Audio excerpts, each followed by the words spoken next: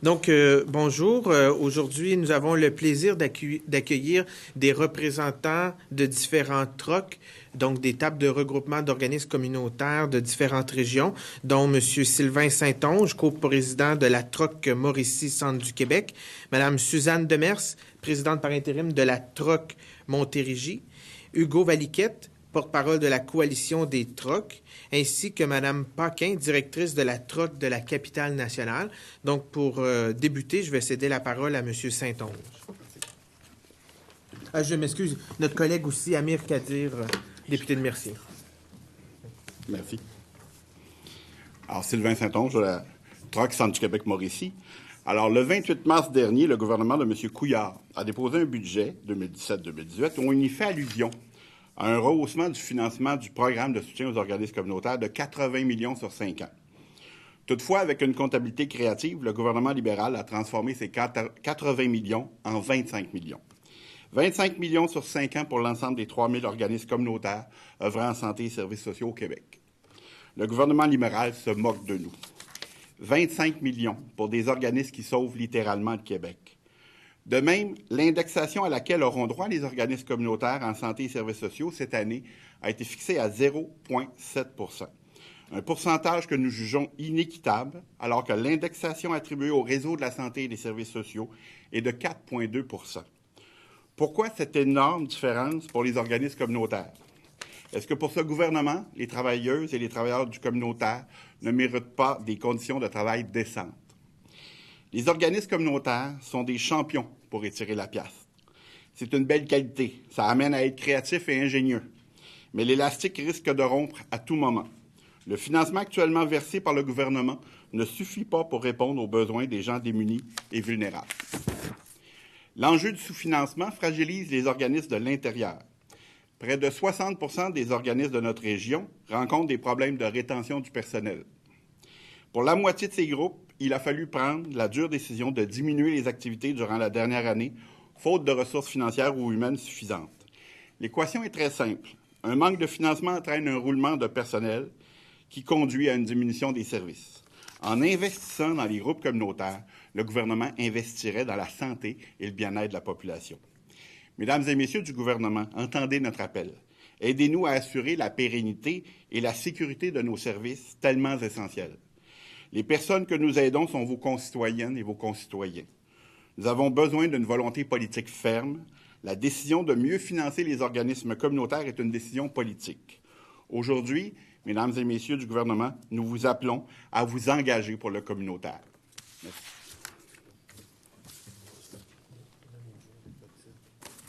Suzanne Demers, présidente par intérim de la TROC Montérégie. Les organismes communautaires de la Montérégie composent au quotidien avec un financement insuffisant et les répercussions s'annoncent désastreuses.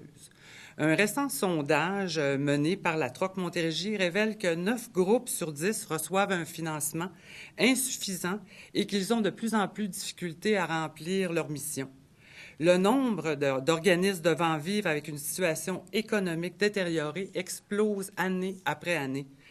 Au moment où les parlementaires étudient les crédits budgétaires, nous exigeons de la ministre Charlebois et du ministre Barrette de poser des gestes concrets et d'injecter des fonds supplémentaires à la mission des organismes communautaires. Ils doivent cesser immédiatement de faire la sourde oreille en prenant acte des impacts négatifs de leur aveuglement volontaire. Le récent sondage met en évidence un portrait qui n'a absolument rien de réjouissant. Plusieurs groupes ont diminué la fréquence de certaines activités et des projets, alors que d'autres organismes ont carrément mis un terme à des activités faute de fonds. Plusieurs groupes devront, dans un proche avenir, abolir des postes. Certains ont dû faire des mises à pied temporaires. Certains organismes n'ont eu d'autre choix que de fermer leurs portes ou de diminuer les heures d'ouverture, ce qui fait en sorte qu'ils sont moins disponibles pour les gens dans le besoin. L'impact du sous-financement est également majeur sur les travailleurs et les travailleuses du communautaire. Les équipes de travail sont surchargées, ce qui mène à des épuisements professionnels. Plusieurs organismes aussi ont été obligés de diminuer les conditions de travail de leurs travailleurs faute de financement suffisant. Le manque de financement oblige des organismes à se doter de listes d'attente et d'autres ont fait le choix d'imposer une tarification pour boucler leur budget. Encore là, la tarification comporte son lot d'incertitudes car des gens dans le besoin sont déjà tellement étranglés qu'ils ne peuvent pas toujours payer pour les services rendus. Comme représentante d'organismes communautaires, c'est une maison d'hébergement pour jeunes en difficulté située à Saint-Hyacinthe, on a, nous, une tarification, mais si on calcule notre taux d'occupation versus ce qu'on verse dans notre compte de frais d'hébergement, c'est un manque à gagner d'environ 12 000 par année. Ce qui fait en sorte, en fait, ce que je dis, c'est qu'on n'exclut pas personne.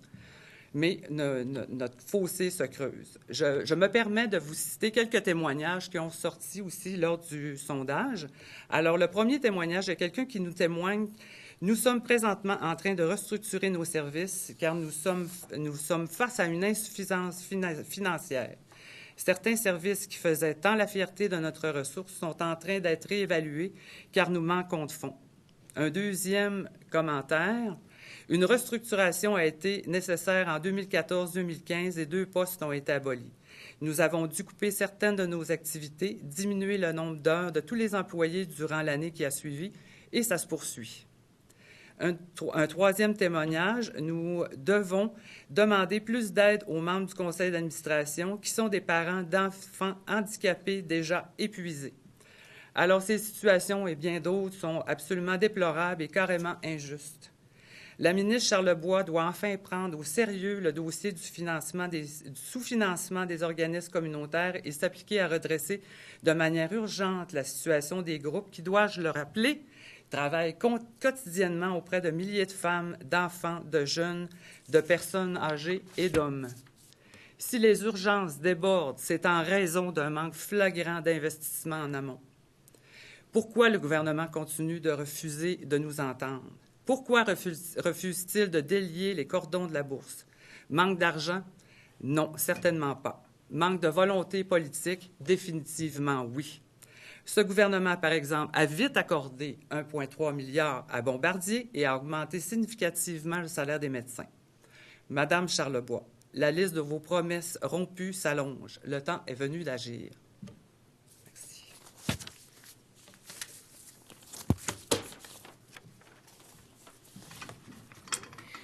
Bonjour, Hugo Valquette, je suis porte-parole de la Coalition des tables régionales d'organismes communautaires, la CETROC, qui regroupe 13 tables régionales d'organismes communautaires au Québec. Comme si c'était pas assez, on a plein de rumeurs dans la situation sur justement le 80 millions qui en est finalement un 25 millions, mais aussi dans la méthode de répartition. Cette année, on a promis aux organismes 10 millions de dollars et ça devrait être divisé dans les régions du Québec. On vous rappelle que la loi 10 maintient la responsabilité des instances régionales, c'est-à-dire les CIS et les CIUS, d'accorder les subventions du programme de soutien aux organismes communautaires. Des principes de distribution existent déjà dans chacune des régions du Québec pour assurer une équité entre les organismes. Pourtant, en ce moment, tout porte à croire que le financement va être attaché à des directives ministérielles qui vont faire fi du travail qui se fait depuis plus de 20 ans entre le milieu communautaire et les instances régionales. C'est sûr que c'est avec un goût amer qu'on va écouter l'étude des crédits. Puis, considérant que pour ajouter à l'insulte, les administrations régionales ont commencé à annoncer au groupe, puis on le disait déjà, 0,7 % d'indexation. Comment on peut suivre l'augmentation des coûts de la vie avec des indexations aussi courtes? Pour nous, c'est rire des travailleuses et des travailleurs dont les salaires stagnent depuis plusieurs années. On souhaite vraiment que cet argent-là soit réparti équitablement dans les régions. Pour nous, c'est important. Et on se pose vraiment la question, pourquoi la ministre laisse courir en ce moment des rumeurs à la place de nous rencontrer et nous dire la vérité sur le sujet de l'investissement dans le programme de soutien aux organismes communautaires? Merci.